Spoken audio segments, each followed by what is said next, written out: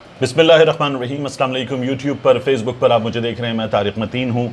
इस वीडियो में हम सबसे पहले बात करेंगे कि इस इम्पोर्टेड हुकूमत ने जो आम शहरियों को तो जाल में फंसाया है, खुद भी फंसी हुई है, अपनी ही साजिश के नतीजे में अमेरिका के पांव पकड़ लिए हैं और कहा है कि हमें बचाओ, हम फंसे हुए हैं। कैसे, ये भी इस वीडियो में मैं आपको बताऊंगा। ये एक लीक्ड खुफिया मुलाकात का अहवाल है।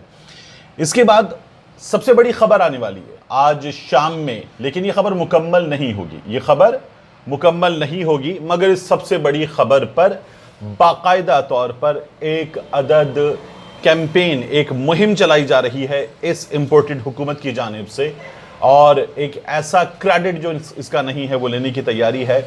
और शहबाज हुकूमत ने कितनी तबाही मचाई है इसका सरकारी सतह पर ऐलान कर दिया गया है। एतराफ़े जुर्म किया है शहबाज हुकूमत ने कि उन्होंने क्या क्या तबाही मचाई है, ये भी आपके सामने रखूं। लेकिन सबसे पहले आप ये ट्वीट देखिए। पाकिस्तान तहरीक इंसाफ के चेयरमैन साबिक वज़ीर आज़म इमरान खान साहब ने ये ट्वीट किया है। वो कहते हैं, जब तब्दीली सरकार की अमरीकी साजिश के जरिए मुसल्लत किए जाने वाले इम्पोर्टेड क्राइम मिनिस्टर और इसके हवारियों का जत्था अपनी करप्शन और मनी लॉन्ड्रिंग बचाने के लिए माफियाज के जैसे हथकंडे इस्तेमाल करते हैं, तो गवाहों और तफ्तीशकारों की अचानक अमवात पर, जो बार बार हमारे सामने आ रही हैं डेथ्स की खबरें, सवालात तो उठते हैं। फिर उसके बाद एक लिस्ट इमरान खान साहब ने ये जारी की है, और ये तमाम के तमाम जो है वो कानून नाफिज करने वाले इदारे इस पर खुद भी हैरान है। मिस्टीरियस डेथ्स के नाम से लिखा हुआ स्कोर के सिसिलियन माफिया का तरीका होता है अपने सबूत मिटाने का। इसमें विक्टिम्स के नाम है, और फिर इसमें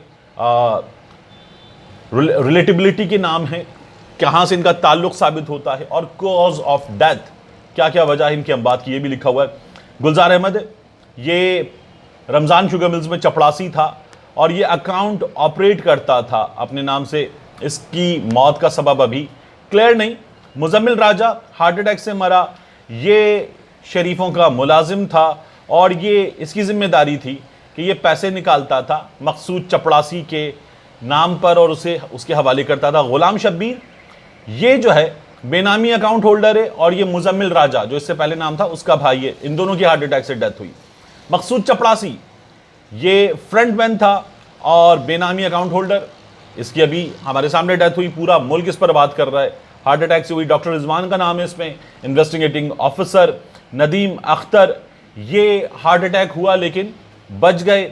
और इमरान रजा ये राना सनाउल्लाह के केसेस को, फैसलाबाद में PMLN के लोगों के केसेस को इन्वेस्टिगेट कर रहे थे, इन्होंने खुदकुशी की है। यह है मामला जो इस वक्त इमरान खान साहब ने उठाया है और पूरा मुल्क इस पर हैरान है।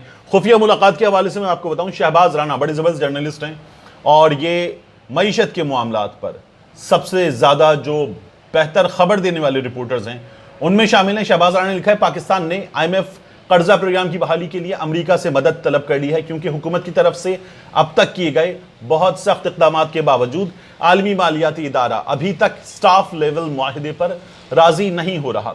गुज़श्ता रोज़ हुकूमत की इक़्तिसादी टीम ने पाकिस्तान में अमरीकी सफ़ीर डोनाल्ड ब्लूम से मुलाकात की और इस सिलसिले में उनसे मदद की दरख्वास्त की। मुलाकात में होने वाली गुफ्तगू से वाकिफ कम अज़ कम 2 अफराद ने एक्सप्रेस ट्रिब्यून को बताया कि अमरीकी सफ़ीर को IMF प्रोग्राम की बहाली और मुआशी इस्तेहकाम के लिए उठाए जाने वाले इक़दामात से आगाह किया गया है। अलबत्ता ये खुफिया मुलाकात है। वज़ारत ख़ज़ाना ने सरकारी तौर पर अभी इस मामले पर कोई तबसरा नहीं किया है। अमरीकी सफ़ीर से जो लोग मिले उनमें मिफ्ता इस्माइल साहब शामिल थे और वज़ीर ममलिकत बराए ख़ज़ाना आयशा गौस पाशा साहिबा शामिल थीं। और आपको मैं ये बता दूं कि अभी तक ये जो नए अमरीकी सफ़ीर हैं डोनाल्ड ब्लूम साहब, डोनाल्ड ब्लूम ने सदर आरिफ अलवी साहब को अपने दस्तावेजात पेश नहीं किए बतौर सफारतकार। तो जो एक बहुत बड़ा मरहला है वो मुकम्मल नहीं हुआ, लेकिन बिलावल भुट्टो इनसे मिल चुके, मिफ्ता इस्माइल, आयशा गौस पाशा इनसे मिल चुके और इनसे पाकिस्तानी ऑफिशल्स मुसलसल मदद की दरख्वास्त कर रहे हैं। ये हमारे सामने आ रहा है। इसके अलावा आपको बताऊं, इस वक्त FATF पाकिस्तान में सोशल मीडिया पर टॉप ट्रेंड कर रहा है, क्योंकि खबर यह है कि आज शाम को, मैं आपको पहले बता दूं कि आज शाम को यह कहा जा रहा है कि पाकिस्तान FATF की ग्रे लिस्ट से बाहर आ जाएगा। आज शाम को इसके इम्कानात हमें नजर आ जाएंगे। आज शाम को ऐसा होगा नहीं, ये एक खबर है। उसकी वजह यह है कि आज शाम को यह पता चलेगा कि पाकिस्तान ने प्रोग्राम पर कितना अमल किया है, प्रोग्राम पर कितना अमल किया है, और उसके बाद जुलाई में ऑन ग्राउंड आकर सूरत हाल का जायजा लेने FATF की टीम पाकिस्तान आएगी। तो आज शाम को हमें पता चल जाएगा कि पाकिस्तान ग्रे लिस्ट से निकलने के लिए तैयार है, व्हाइट लिस्ट में एंटर होने के लिए तैयार है। लेकिन पाकिस्तान ग्रे लिस्ट से निकलेगा, इसकी फॉर्मल अनाउंसमेंट जो है वो जुलाई में होगी, जब FATF की टीम पाकिस्तान आएगी। यह काम हम्माद अजहर की टीम ने पूरी जांफिशानी के साथ किया, इमरान खान साहब की टीम ने पूरी जांफिशानी के साथ किया, मुसलसल किया, और अब पाकिस्तान मुस्लिम लीग नून के लोग इसका क्रेडिट लेने की कोशिश कर रहे हैं। यह भी आए हैं, आने के बाद इन्होंने इस सिलसिले में कोई काम नहीं किया है। लेकिन आप मरियम नवाज शरीफ साहिबा के दाएं बाएं नजर आने वाली हिना परवेज भट्ट साहिबा को देखें, या पाकिस्तान मुस्लिम लीग नून का जो इकोनॉमी के नाम से ट्विटर हैंडल है उसको देखें, तो ये कहते हैं अल्हम्दुलिल्लाह पाकिस्तान अब FATF की ग्रे लिस्ट से निकलने के लिए तैयार है। इसके तमाम टास्क को मुकम्मल किया था हम्माद अजहर उनकी टीम ने, और मुस्लिम लीग नून के लिए कह रहे हैं कि पाकिस्तान तहरीक इंसाफ ने धकेला था। यह खबर देख लीजिए, जून 2018 से जब पाकिस्तान तहरीक इंसाफ की हुकूमत नहीं आई थी, पाकिस्तान FATF की ग्रे लिस्ट में है, और जब जून 2018 में पाकिस्तान एंटर हुआ था ग्रे लिस्ट में, इसका मतलब है फैसला उससे पहले किया गया था, मुस्लिम लीग नून के दौर में यह फैसला किया गया था। तो अब जो इजलास जारी है सिलसिले में जर्मनी के दारुल हुकूमत बर्लिन में, तो वहां से जो खबर आ रही है, हुकूमती तर्जुमान जो खुद मीडिया के लोगों को बता रहे हैं, वो ये है कि चीजें बहुत बेहतर नजर आ रही हैं, और इम्कान यह है कि इस बार पाकिस्तान FATF की ग्रे लिस्ट से निकल जाएगा। लेकिन ये तमाम टास्क्स, ये तमाम रिक्वायरमेंट्स और प्री रिक्विजिट्स पूरे किए हैं हम्माद अजहर ने, पाकिस्तान तहरीक इंसाफ की टीम ने, तो क्रेडिट उनका है, उनके सिवा ये क्रेडिट किसी का नहीं है। उसके अलावा एक और चीज देखिए, शहबाज शरीफ साहब की हुकूमत का पहला महीना हमें क्या तोहफे देकर गया है, वफाकी इदारे शुमारियात ने बताया है। वफाकी इदारे शुमारियात ने बताया, यानी ये सरकार ने खुद बताया कि हमने क्या किया, या इतराफ जुर्म उनकी तरफ से खुद आया है। बड़ी सनतों में अप्रैल में एक साल पहले के मुकाबले में 5.3% इजाफा हुआ। ये एक इजाफा है। माहाना बुनियादों पर सनत की पैदावार में 22.8% कमी हुई है। 22.8%। दोनों तखमीनों के हिसाब से गिरावट के रुझान का अंदाजा लगाया जा सकता है, वफाकी इदारे शुमारियात कहता है। वज़ीर-ए-आज़म शहबाज शरीफ की ज़ेर क़यादत मखलूत हुकूमत के पहले महीने में बड़ी इंडस्ट्री की पैदावार 50% तक सुकड़कर 13.3% हो गई है।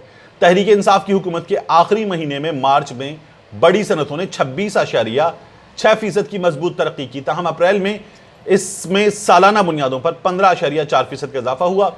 इन सनतों के लिए पैदावार का तखमीना 2015-2016 के नए बुनियादी साल पर लगाया गया था, ताहम वफाकी इदारे शुमारियात ने पुराने बुनियादी साल के साथ अलग तखमीना भी जारी किया है और बताया कि पुरानी बुनियाद पर साल 2005-2006 के मुताबिक बड़ी सनतों में अप्रैल में एक साल पहले के मुकाबले में इजाफा हुआ। माहाना बुनियादों पर सनत की पैदावार में 22.8% कमी हुई है। दोनों तखमीनों के हिसाबात गिरावट के रुझान को जाहिर करते हैं, क्योंकि बड़ी सनतों ने माहाना बुनियादों पर मनफी तरक्की की है। मौजूदा साल के पहले 10 महीनों में जुलाई से अप्रैल बुनियादी साल का जो तखमीना था उसकी बड़ी सनतों में 10.7% इजाफा हुआ, और बेस ईयर 2005-2006 को जब रख के देखते हैं तो 10 महीनों में नमू का तखमीना 6.7% लगाया गया है, और GDP की 9.73% के साथ मैन्युफैक्चरिंग शोबे पर जो तरक्की उसमें मैन्युफैक्चरिंग का शोबा हावी हमें नज़र आ रहा है। तो ये तमाम तर आदाद शुमार हैं जो शहबाज शरीफ की हुकूमत में हमें नेगेटिव ग्रोथ शो कर रहे हैं, लेकिन इमरान खान साहब की हुकूमत में यही सरकारी आदाद शुमार क्या बता रहे थे? Large scale manufacturing all time high. जो बैलेंस ऑफ पेमेंट है उसकी अगर आप बात करें तो जो डेफिसिट था उसमें कमी आ रही थी। उसके अलावा सर्विसेज सेक्टर हाई, ग्रोथ ज़राअत में एग्रीकल्चर के शोबे में हाई, और फिर हमारा जो GDP था वो 6%, 5.7% के बाद 6%। तो ये पाकिस्तान रिकॉर्ड बना रहा था। पाकिस्तान की पर कैपिटा इनकम हाई, हम यहां तक पहुंच चुके थे, लेकिन इस वक्त उस इंग्लिश के हाई को छोड़े और उर्दू में हर पाकिस्तानी हाई हाई कर रहा है। ये सूरत हाल है हमारे मुल्क की इस वक्त। इन हालात में मैं आपको बताऊं जाते जाते कि तहरीक लब्बैक पाकिस्तान ने चैलेंज करने का फैसला किया है और अब वो दोबारा गिनती भी मांगेंगे और इस इंतखाबी अमल में जो मुत्तहिदा कौमी मूवमेंट की जीत का ऐलान किया गया, जिसके हवाले से मैंने आपको बताया था कि फील्ड में मौजूद 3 रिपोर्टर्स से मैंने बात की, उनका यह कहना है कि पूरा सिस्टम मुत्तहिदा को सपोर्ट कर रहा था और ठप्पे भी मुत्तहिदा की जानिब से लगाए जा रहे थे। ऐसे ऑफिशियल्स भी सामने आए जो बैलेट बॉक्स लेकर बाहर आ गए थे, उनकी तस्वीर भी सामने आई थी। लेकिन अब इस तमाम मामले में तहरीक लब्बैक जो है वो एक लीगल बैटल में एंटर होने जा रही है। मिलते हैं इंशाल्लाह आपसे अगली वीडियो।